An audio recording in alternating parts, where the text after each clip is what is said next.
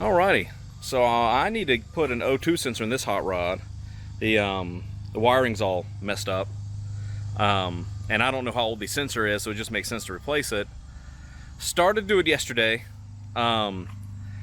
She was stuck. I mean, stuck. Here in Tennessee, we don't really have to worry too much about rust. But this old girl's got a little bit of rust on her.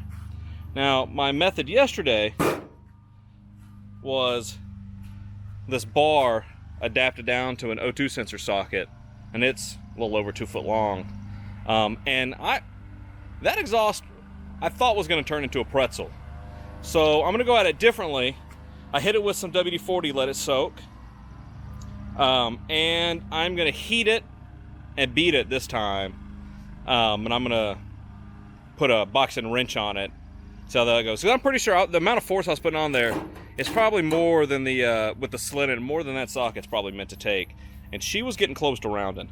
So I'm going to go get set up under there, and we'll see if we have any luck. Alright, I managed to put a jack stand exactly where I need to be, so I'm going to do this as best I can. Now let me get on the ground.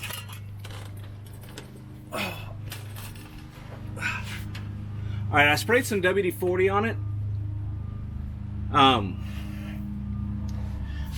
You gotta be careful. It is flammable. My experience is that it just smokes. So I guess the first thing I need to do is disconnect it, which I'll go ahead and do. The next thing I need to do is snip those wires, so let me go do that. Alright, so let me just go ahead. This O2 sensor is done for. So let me go ahead and get this out of the way. I'm not sure if you're going to be able to see it, but they caught something on the highway or interstate or whatever. And if you dig around, there's some spots where there's some green crusties. And I'm thinking that's a big part of what our issue is. So I'm going to start heating this thing up. And then we'll try to start working it loose.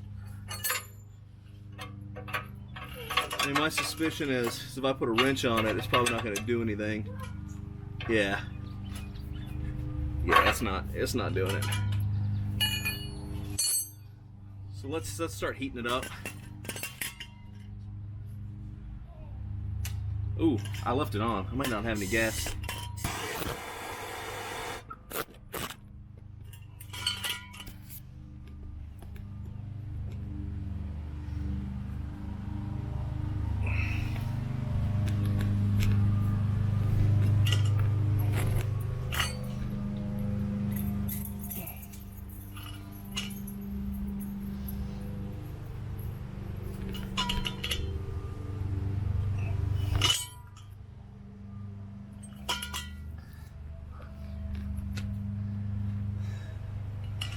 All right.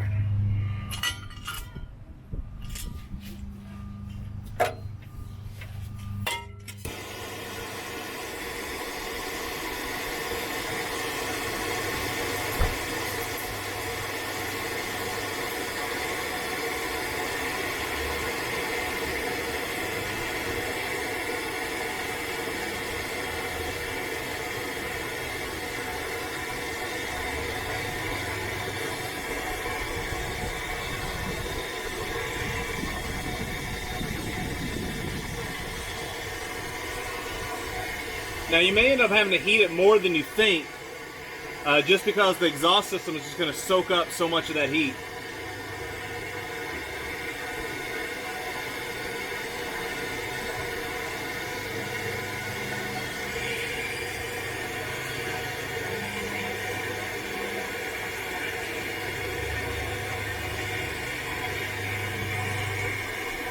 Now you could probably also just get it out and take it for a drive to start, but I didn't want everything else, all the exhaust that I'm banging my head up against, to be hot also. So I'll give it a few more seconds and then we'll see if it'll move at all.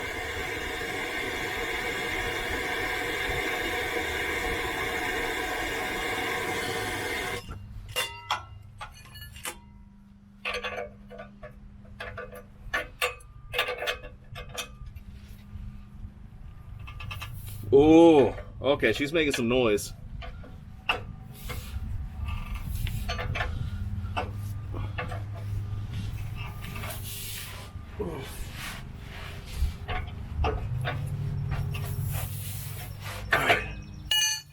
Alright, this is going to get real smoky.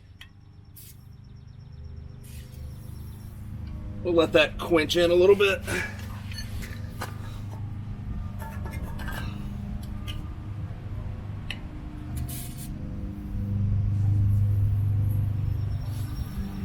Like I said, technically this stuff is flammable. But generally, my experience, it just smokes a whole bunch.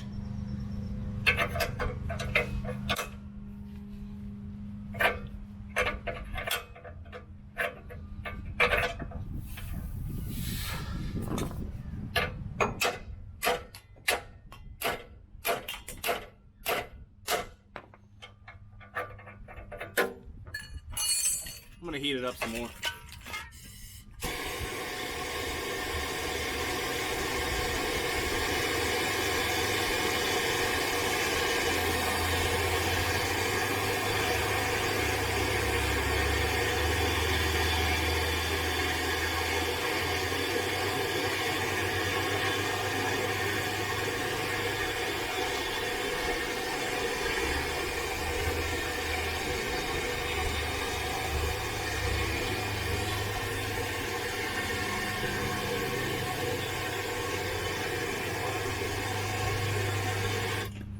She's glowing, and that's probably going to be what it takes. There we go. All right, she started to move.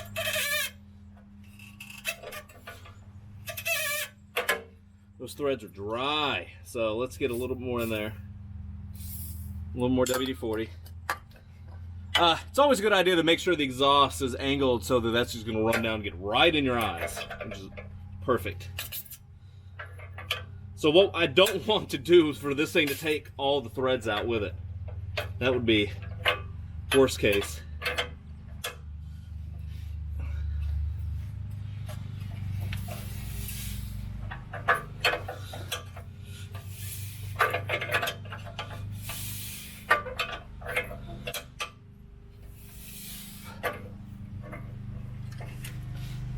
I would really like for those threads to be a little bit more lubricated on the way out.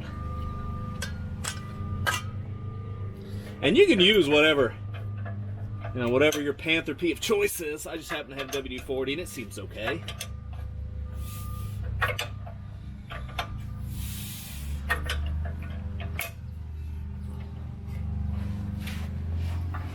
If I had a reasonably sized ratchet wrench, now would be a good time to use it. I guess I could go get my ratchet, but it's all the way over there on that cart. I guess I'm gonna just tighten it up.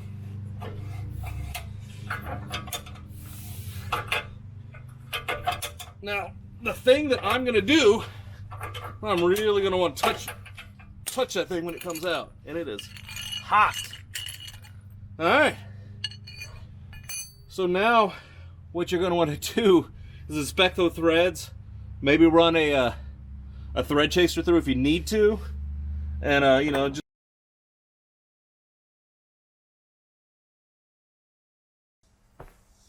All right, sorry the camera died when I was putting that O2 sensor in. It actually wasn't as straightforward as just sticking it in. I wish I don't have the old O2 sensor, but it had taken about the first rotation of thread off of that O2 bung. So I ended up having to go in there with a thread chaser and kind of straighten it all up. You can get a thread chaser at, Advanced Auto Parts, AutoZone. Advanced Auto Parts sells the Lyle one, which is made in USA. It's like $10. And I'm having to run that in and then put in the O2 sensor, which of course you want to start by hand, and you don't want to run it down with an impact or anything. You want to be pretty easy with it, or else it's never going to come out. Truck runs fine now. It intermittently ran bad before. I'm thinking the bad wiring, it was losing it, coming back. It did have a code. It's a 1989, so the code's pretty rudimentary. I want to say it was like a 41 or something, which basically said it was stuck lean. So Anyway. All right, guys. Y'all have a good day. Bye.